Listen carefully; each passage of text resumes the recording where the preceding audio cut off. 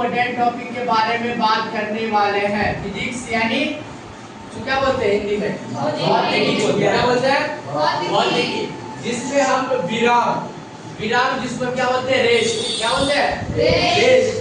तो इसका मतलब होता है कि यदि कोई वस्तु अपने स्थिति को नहीं बदल रहा है, समय के साथ परिवर्तन नहीं हो रहा, तो उसको हम क्या बोलेंगे विराम, मतलब विराम अवस्था में बोलेंगे।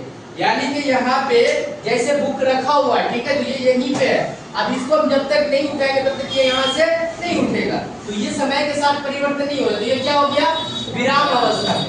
लेकिन हम लोग समय के साथ परिवर्तन होते रहते, तो क्या है गति अवस्था में, मोशन अवस्था में।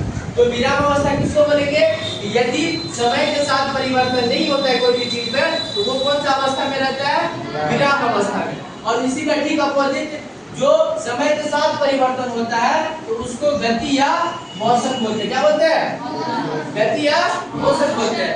तो ये फिजिक्स का काफी इंपॉर्टेंट टॉपिक है जो आपको 9th में 12th में 11th में सब में पढ़ना है, विराम के बारे में और गति के बारे में, ठीक है। तो इसके बारे में आप एक मरतबा जरूर देख करके आइएगा कि मोशन किसे कहते हैं, ठीक है, इसको याद करना ही है। रेस्ट किसे कहते हैं, कोई बच्चा बताएगा मोशन किसे कहते हैं, बताओ।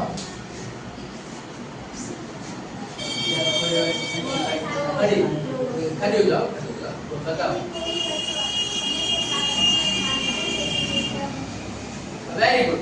यदि कोई भी वस्तु समय के साथ परिवर्तन होता है तो उसको क्या बोलेंगे गति में, और यदि कोई वस्तु समय के साथ परिवर्तन नहीं होता है उसको हम क्या बोलेंगे विराम अवस्था में, ठीक है।